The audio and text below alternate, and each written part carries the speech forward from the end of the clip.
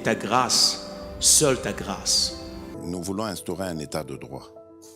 Et dans un état de droit, il y a une justice indépendante. Ce n'est pas à l'individu Félix Tshisekedi de commencer à faire justice.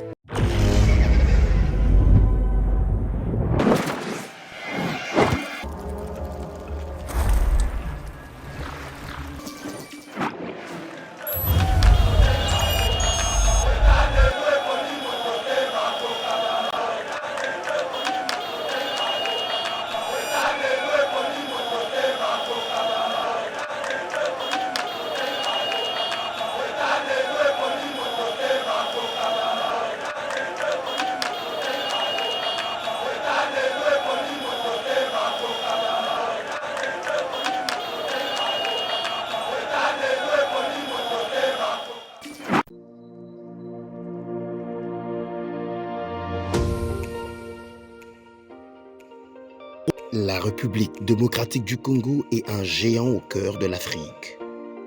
Le géant a été blessé à cause de multiples guerres causées par la mauvaise gestion de ses immenses richesses tant convoitées. Lelo géant a telemi pona kotonga mboka na ye na ba élite ya sika ba congolais nyonso ya mboka pe bandeko ya diaspora. Plateforme projetrdc.com ezopesa ba opportunité ya ko travailler ensemble à distance. Kokoma investisseur to actionnaire pe ko investir na ba projet de développement na RDC. Projet RDC est une plateforme professionnelle développée en Allemagne par M. Max Kachama pour soutenir les investisseurs congolais. Une plateforme professionnelle avec plusieurs services comme Cash Money, Ponako assurer avenir Nayope à Bananayu. Yaka ko investir na bourse internationale yaba actifs, y a Facebook, Google, Mercedes, Bitcoin et autres. Projet RDC gère plus de 30 millions d'actions et crypto de ses actionnaires en bourse. Projet RDC crée la nouvelle et première classe d'entrepreneurs et investisseurs congolais qui investissent avec toute assurance et transparence en bourse internationale. Devenez aussi investisseur et actionnaire. Rejoignez la nouvelle classe sur www.projetrdc.com ou bien téléchargez l'application Projet RDC sur Play Store. Bonjour mesdames et messieurs, bienvenue dans notre émission Éveil patriotique. Bon début de week-end. Na bino nyonso bisika bozali, topta une émission Éveil patriotique. Topé sa bino information par rapport à l'actualité à l'économie scène politique congolaise. Tolobela Bongo, président de l'Assemblée nationale, Christophe Mbosso Aliko Senga na ba député nyonso bali na ba na kati ya ba province ya Congo pe Libana ya mboka ba na kozonga po na correspondre présente na session ordinaire ya septembre tokolobela pe lisusu Mayematali Bongo déclaration ya Francis Kalombo Alimoko, il y a un cadre ensemble pour la République, il y a Moïse Katumbi qui dit on ne quitte pas l'union sacrée pour l'instant parce qu'on va franchir ligne rouge et puis il y a le menace il y a quitter l'union sacrée et Zali Sousouté parce que va aligner bongo proposition il y a loi Tchanina session il y a septembre et tout le appel sous déclaration Moïndo Zangi aucune disposition conditionnelle n'autorise le chef de l'État de décréter l'état d'urgence ou ça de l'état de siège, voulais-je dire, à une durée indéterminée. Sous le président Félix Antoine Tshisekedi Tshilombo qui annule tous les contrats chinois sous Kabila popona et aliko respecter bongo ba avantage soit ba norme misusu te tokolobela pe Mayematali 87 millions de dollars ezali bongo Mbongo ezali signé contrat entre République démocratique du Congo na République ya Namibie pour 27 000 tonnes il y a produits surgelés donc peuple congolais va se préparer na Damas et Kokita en désordre maye tokolobelali ebele na kati ya émission yo na mwana mboka bolingaka mingi Trésor Lumbu alias Abbé Cholé, l'homme des missiles non conventionnels. Moi, je Abbé Cholé Mbote. Mbote Ndeko Trésor Kandolo, Mbote Babone Nyoso Ayeba TV, plus de 119 000 abonnés. bapesa confiance na jeunesse parce que musala ezosalema malamu biso toboyi tosala comédie politique ndenge Ferdinand Kambere ndenge Vital Kamerhe ndenge Makolo Kotambola ndenge Papi Tamba basalaki comédie politique. Nous on est là pour soutenir les chefs de l'État. Makambo azosala ko expliquer na peuple congolais. Na plateau non nazalaki na yo akandolo na lubiete biso na ba Martin Fayulu. Biso na bata PPRD na batu ya FCC. Et loko ko kabola biso na bango facteur temps. Tala lelo vérité bandi. Na bandi ne loko wana. Na boyo poser lenga ngo question.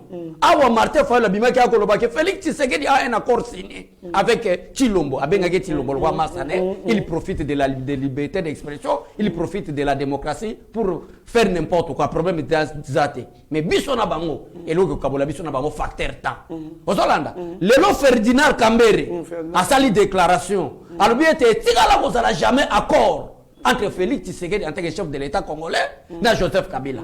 Mais nous avons un accord signé avec la Mouka. Mais bino ba journaliste bo quand même no bolo baté. Na so c'est la ba communicateur par accord, il y a FCC Cash qui signé na RTC officiellement. Accord, il y a FCC Cash, on ne peut pas parler. Ça vient de la Constitution.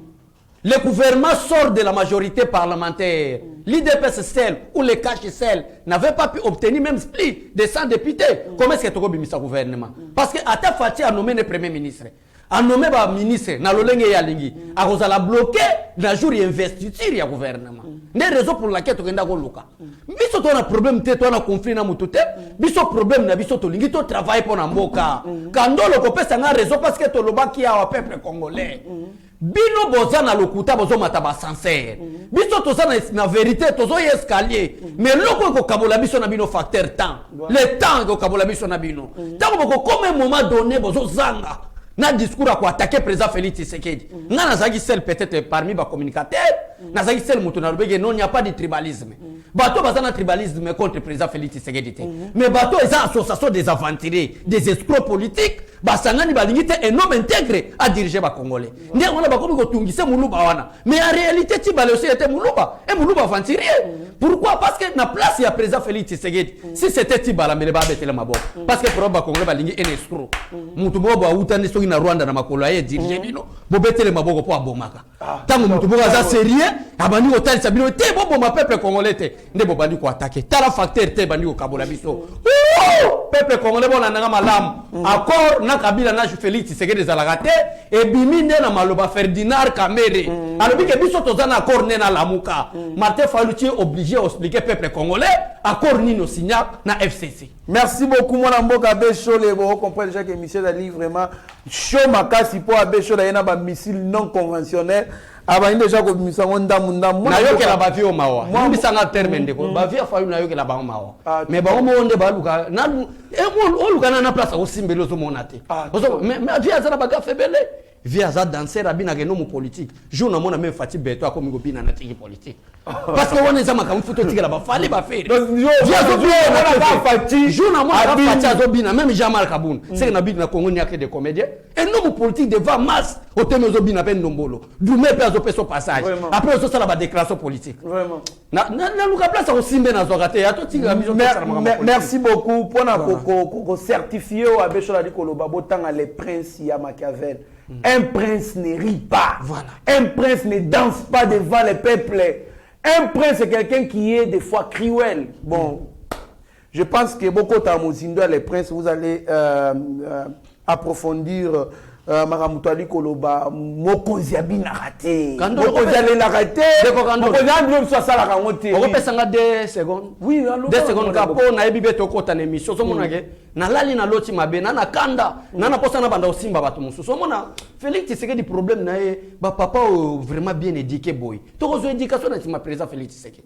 Pour politique le comment quand na série Kabila totanga ta Kabila pour Kabila c'est notre ancien chef d'état-major à force terrestre au principe mo que commissaire chef de l'état ta comme chef de l'état et ba konle ba yo ka personne te ba benga donc yo tangi na cadre chef d'état-major oya idaki afdel ba benga na dictature Mobutu donc tangi président antai na par quel principe ka comme Kabila comme président ba kongole pe ba tozana ba député tozana ba sénateur tozana ba homme politique makasi na mboko ba fanda ba petit ba solo Laurent Désiré Kabila Kofi quel est le principe pour ça Kabila pour sa présidence wana tokolobela ngo na sima problème eza na lingi na recader papa Molière papa Molière ozomona nga mikolo bapekisi nga balobiki ya besho le deuxième muke na lingi na nga ozomona même lobi na vie Franck Diong na boya na kende brutal parce que so na mimi bango na brutalité balobaki depuis baza pouvoir babanga batote problème te vie papa Molière ozomona sozo meladiamba Fati aza président de la République bien éduqué aussi aussi makambo bomelaka te ba whisky mais yeba bien derrière bato ba soutenir Fati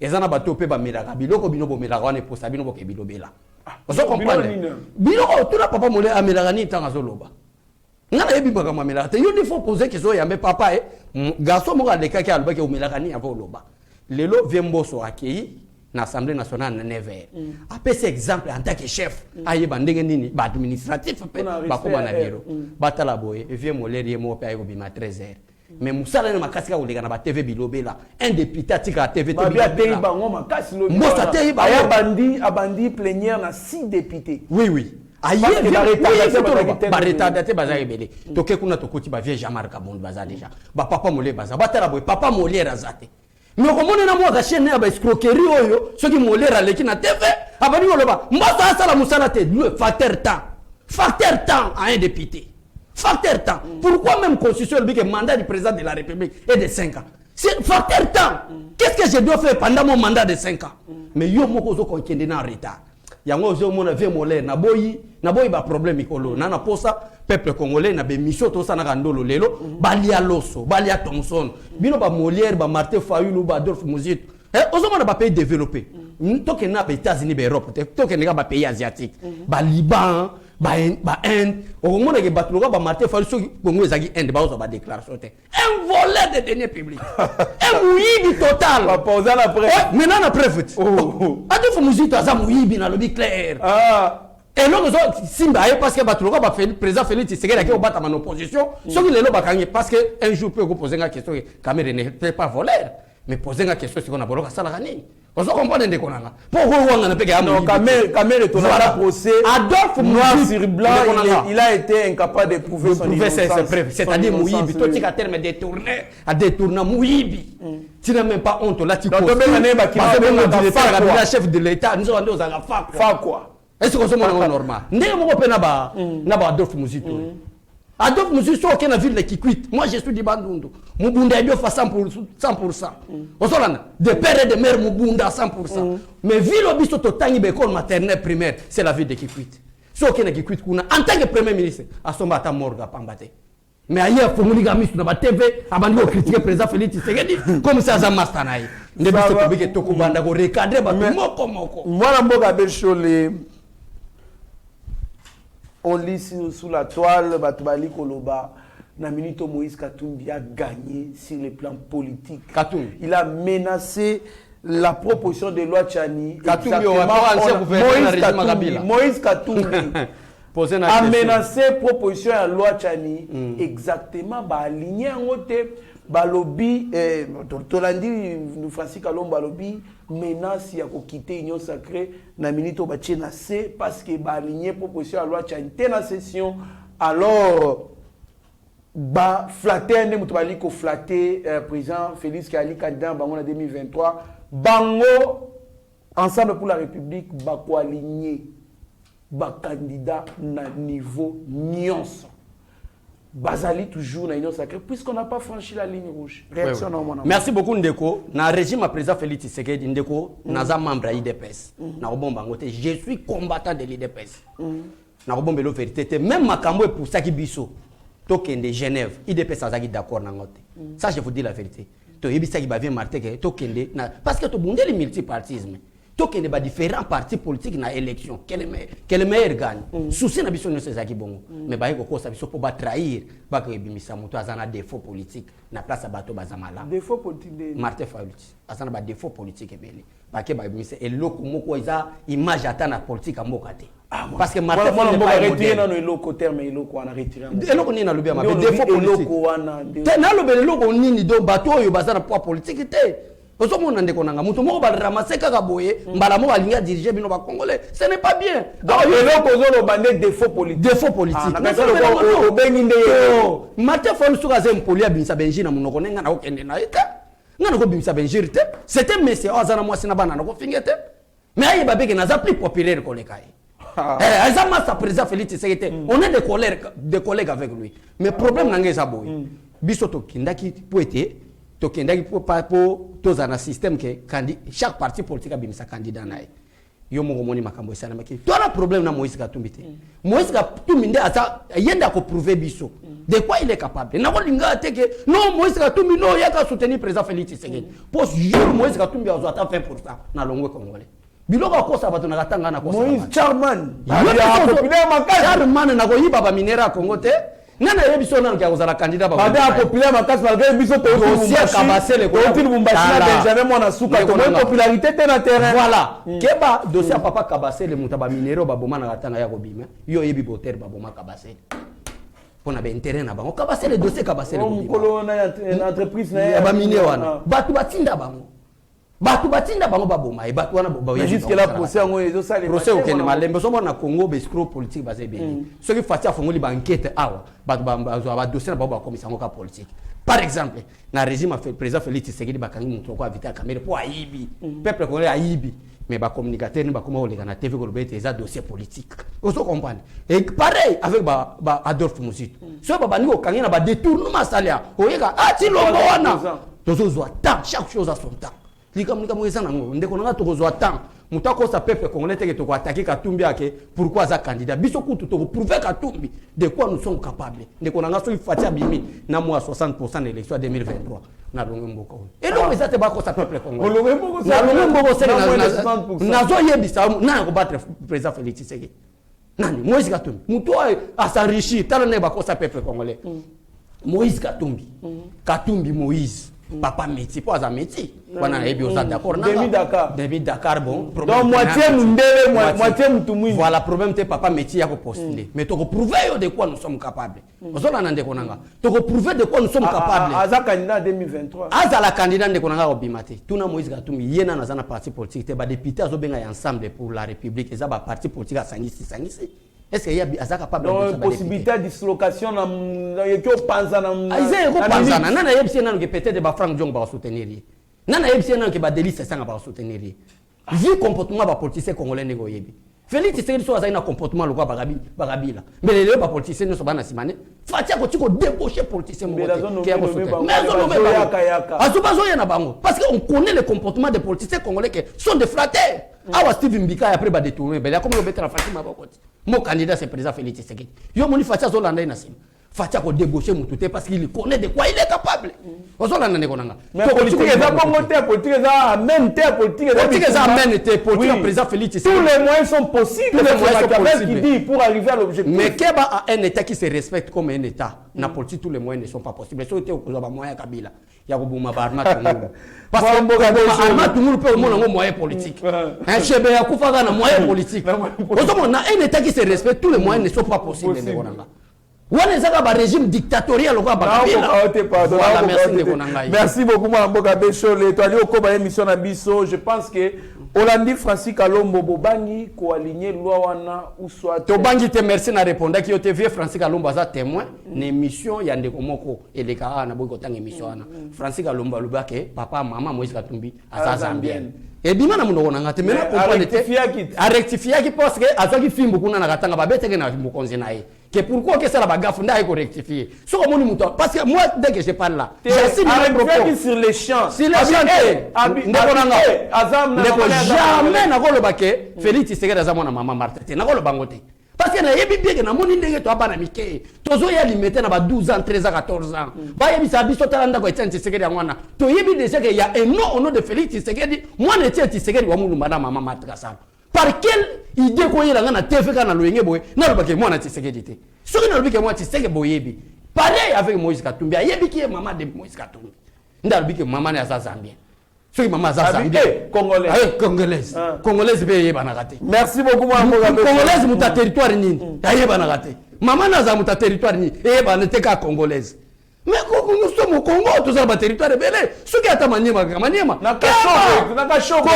est le seul pays peuple congolais dans le monde même miracle nzamba ko salate na Congo et Salima Jeannette Kabila na Joseph Kabila ba mapasa moka botamina soki manono moka botamina soki na ewa bora mama pasa na libuma maman mo me bota mi déplacer différent. Donc peut-être dans un avion ba ke koto ba boto Mboka bazui so avion ka yoka Mboka dans la boye et quand dans la boye baza na avion ba voyager baboti pas ça ko boté miracle wana baboti moko randolo yoka ngana avion est décollé sous les tebo qui ne passe ba comme ça manono baboti mususu miracle wana to ke pa nzambe usenya miracle wana nzamba kolinga auto. Merci beaucoup Mambo Abeshole. Je pense que nous devons avancer avec notre émission. Déclaration de Moïndo Nzangi, aucune disposition conditionnelle n'autorise les chefs de l'État de décréter l'état d'urgence à une durée indéterminée. Tolandia on a réseaux sociaux panzani mingi nous avons lu partout bien qui est mon côté mais quand même il y a des sources fiables qui ont ba source mo fiable balobi qui aucune disposition constitutionnelle waneza maloba député national Moïndo Nzangi ministre était na mawande a président Félix Tshisekedi na moi musala sala ba ministre. Parce que le président Félix Tshisekedi a bêta c'est la compétence hein. Sans la compétence mais quand même il bosse dire hein, il ne bosse pas dire. Parce que il y a un principe de droit qui dit ce qui n'est pas interdit par la loi est permis. Interdiction le bac président Félix Tshisekedi à cause ça la nini a décrété état d'urgence sauté et à disposition. Exact. Bien que peut décréter on peut en décrétant l'état d'urgence c'est conforme à l'article 85 de la Constitution. Et objectif, voilà, objectif, il y a état d'urgence, et ça pour trouver la paix, place où nos mamans sont violées, nos papas sont massacrés, nous devons trouver la paix. Tant qu'il n'y a pas la paix, nous avons un état de siège, un état de siège. Parce que ce n'est pas interdit dans la Constitution. Mais il y a du fait que vous êtes député, au commis ministre, c'est pas la grâce. Alors, nous pouvons péter, pour le monde, nous avons créé parti politique. Nandimi ta banda landa Moïse Katumbi na. Na so yebiso banda parti politique. Asaline na union sacrée. Parce que Kabila s'habitué ba politicien congolais mabe. Loba trop na TV. Finga uswa tu kende lokola John Numbi to kyungu. Nani j'ai deux drapeaux bazomba na moto fatia zo ya nango. Ya tito comme 2023 to sabe élection. Fatia bimi to bandi mandat sika. Congo batu bazanga discours à kopesa. Ça je vous dis la vérité. Biso nyoso tozakolela awa na mboka oyo toza na badiama katanga riche nord Kivu sud Kivu mabele kitoko bazamba 30% nyoso tozaloba 10% à cuivre voilà bato bazo se poser 50% en coltan na monde voilà bato bazo se poser question mais qu'est-ce qui manque aux Congolais ba se développer bato nyoso bazako ganga c'est manque il y a volonté politique. Maintenant, tu trouves volonté politique et pas président Félix Tshisekedi. Torobo ya epona nini. Mutu nyoso kote ma Félix Tshisekedi moment ndeko na kopanza bato. Zela ka to comme campagne ba tout miner ba ko sa peuple congolais ke bazo s'aligner. Zela pe na discours ko pesa. Po na campagne mutu na mutu atama na tata na mama na ye. Ils ont prouvé l'élection démocratique. Si yo ko tamba na nani. Discours ka ko kufi. Na campagne électorale. Comment est-ce que vous avez congolais sur la campagne électorale aux tata na mamate? C'est pratiquement pas. Donc Félix Tshisekedi ta mona maman Marthe pour mutu nyosa ibi que papa Tshisekedi. Mais na 2006. Na 2006 c'est ça et l'autre c'est là que Joseph Kabila que a bâti par Jean-Pierre Bemba malgré imposé par la force. Parce que papa Janou na maman na moi sineba kenda ko ya ba Jean-Pierre Bemba na aéroport Kabila mantelunga na papa maman zate. Mon peuple a repéré ses confiance. Mais maman Sifa oh, tu sais que toute vérité n'est pas bonne à dire mon frère. Maman Sifa, c'est là maman Sifa je reza golobaka. Beaucoup c'est les gars makamba mais un jour maman golobaka. Vous voyez bande vérité. Vraiment. Parce que à l'Union européenne tant azoloba que Kabila ba imposer ba député Union européenne. Ndeko nanga si vous connaissez. Ba lobby que Kabila zaki fruit à Union européenne. Pour être ba banda ko manipuler. Peuple congolais on a ba lobaka. Merci beaucoup mon amboka Abeshole Toaliokoba l'émission na biso 87 millions de dollars à Limbongo Oyo contrat et salemi entre RDC na Namibie pour na ba produits surgelés Tolanda qui va opérateur économique ba sali minene mon amboka ko saboter loboko mo mboka attendait que ce gouvernement congolais quoi ba yokani carton ya nani ya carton il y a des sauces à 10 dollars, il y a Thomson et consorts, mais bazaki ko calé. Mon kozamboka ou soit gouvernement voulais-je dire babimisi mbongo ya l'état ba signé contrat pendant 27 000 tonnes. 25 000 tonnes. Donc eza ko une tonne il y a biloko ya kolia.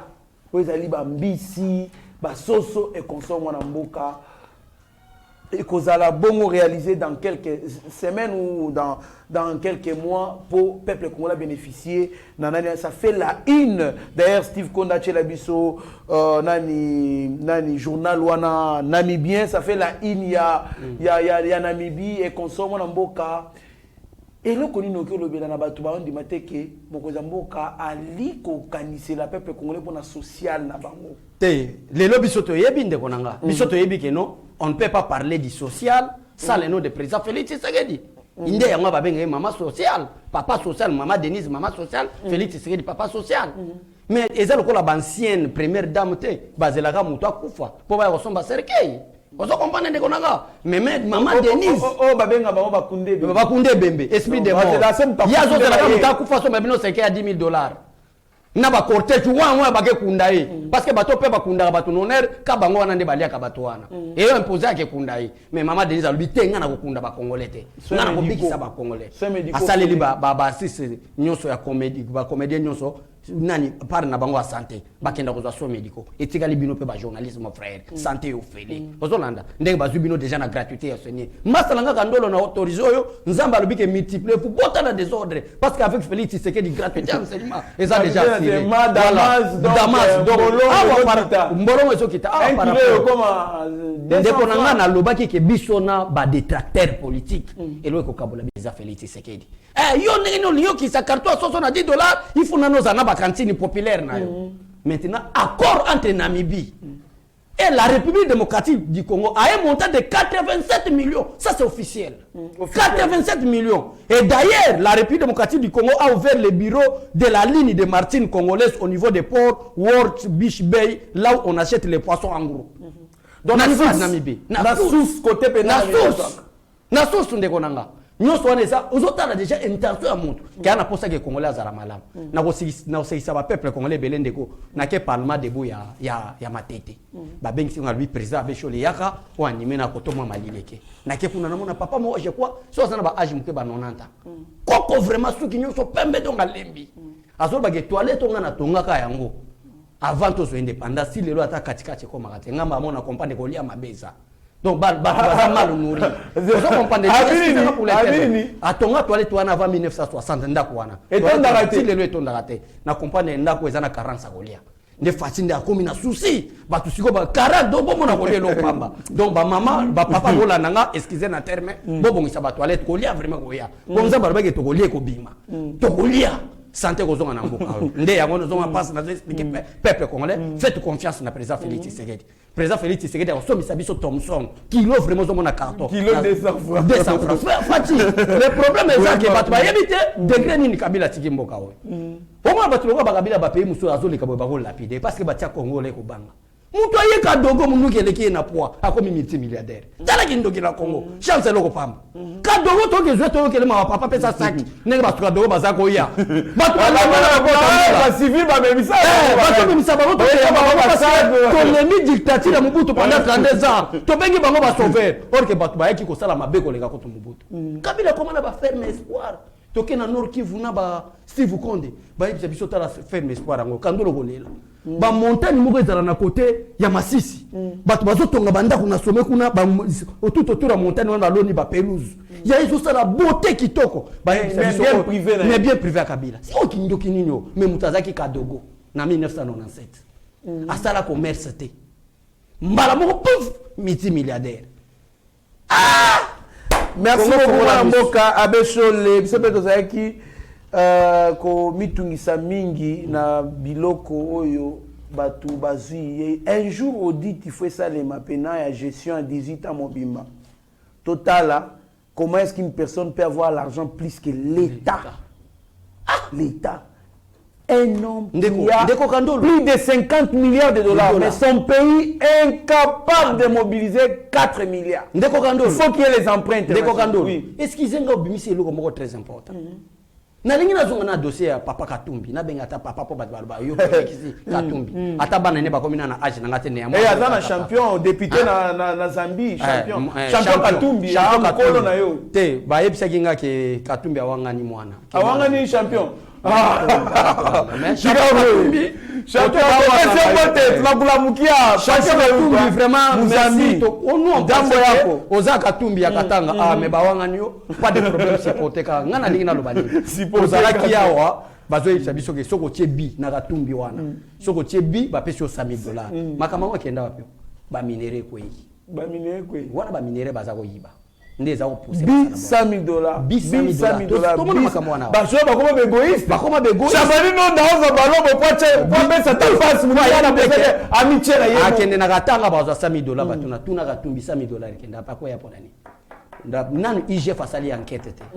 Nan to kangie parce que parmi ba détourneurs ya ba minéré Katungi soki azangi a battre record yenda ko battre record a muyibi ya ba minéré Katumbi ça je vous dis la vérité ya ngozo mona moment donné ba kosa kabiso bataille de personnes tout ça ba kanga kabiso so ina sali mabe ba kanga kabiso mais pourquoi bato baza incapable ko kabiso parce que mabe bango basala na obiso to ça bango za niveau élevé na sali mabe te na lobika ke Katumbi détourneur est ça mabe c'est à Katumbi maintenant tinda ba détourneur nae ah bah non nazaka détourneur te ba minéré na ngai zaki yangango ozola par exemple la fois passée tango Jani Mabunda qui portait plainte contre biso bat balubaki oh ba kotel bango po basa bata pour voter parce que Jani Mabunda manifesta ba signe impolitesse envers les chefs de l'état ozo comprendre mais moi pe ya kangangai ezate parce que chef de l'état tindi ba tuté baka oh nani a Twitter pona yo oh même ba neli ba tuté moi na wana pona yo parce que ba monde ba manifesta ba signe impôt de papa mal éduqué politiquement.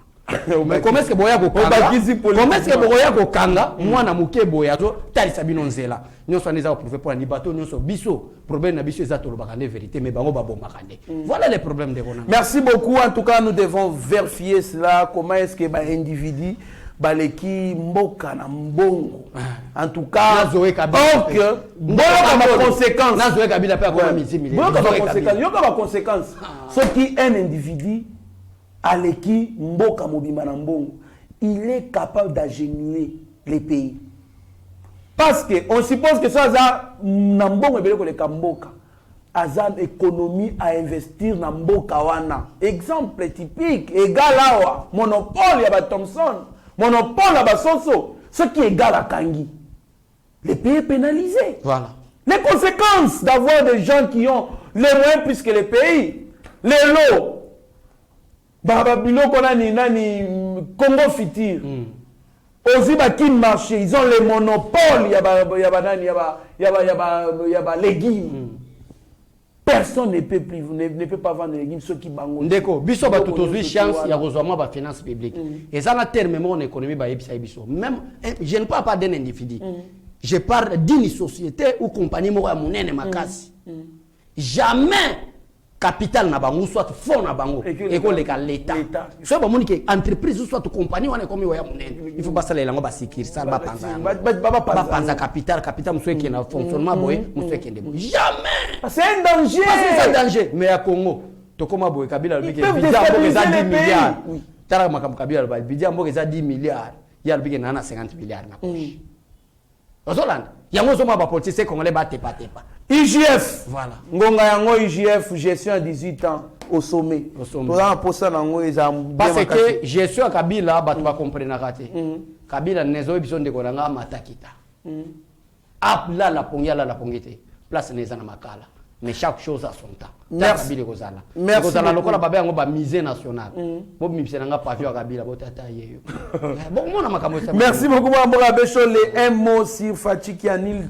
Tous les contrats chinois signés sous le premier mandat de Joseph Kabila, c'est-à-dire Kabila 1 de 2006 à 2011, réaction dans mon contrat Miyibi, Kabila n'a jamais signé les contrats avec la Chine, mais avec des particuliers. Il y a un président Félix Tshisekedi à Katiangol, Chine, si vous avez pas signé contrat na Congo, boya. Ambassadeur chinois Leli, mais Leli parce que c'est un homme d'affaires chinois. Kabila c'est un homme d'affaires.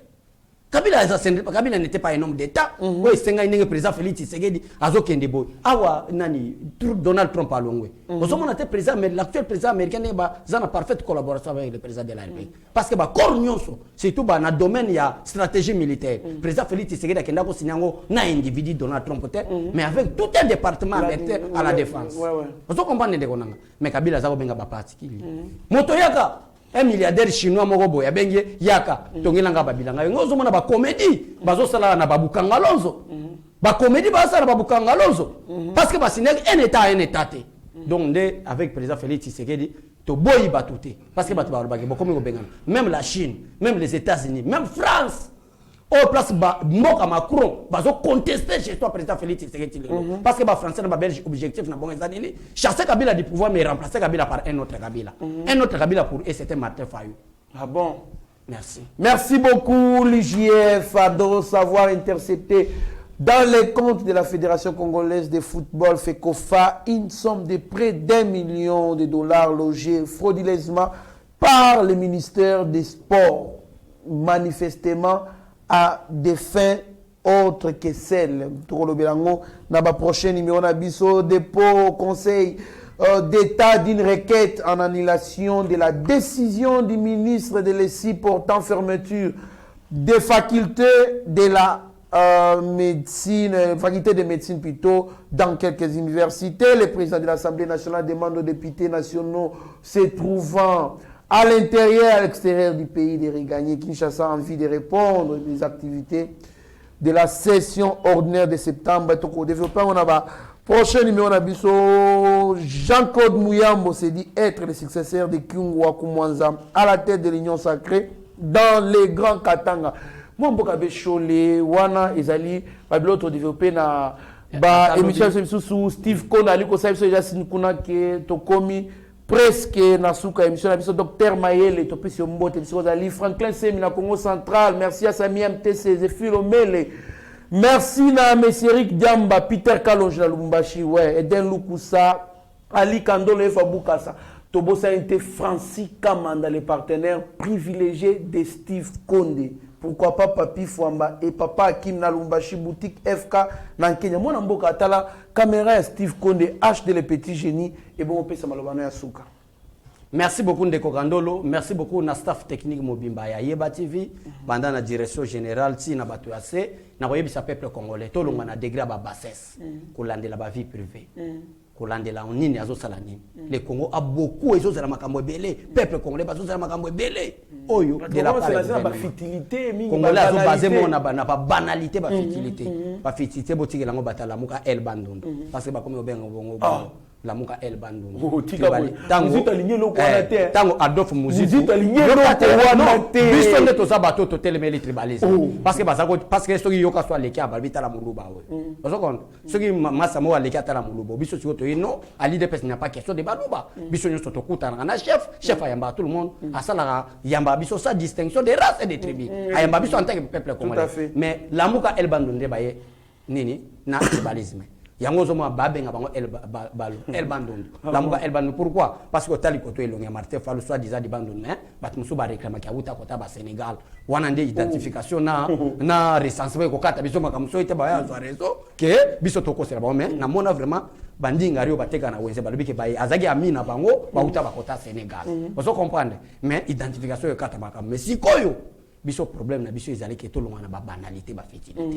Ozolana so moni Martin Fayulu na Adolphe Muzitu balobi ke tribalisme té. Mais so moni Kabuya na Kazadi par exemple le baluba té botika biloko na bino pe bokabwana nana. Obi ke basali coup d'état na labo. Balingi ke na province vous sote tekala ya bango. Biso pe ressortissa ba nuto boyi.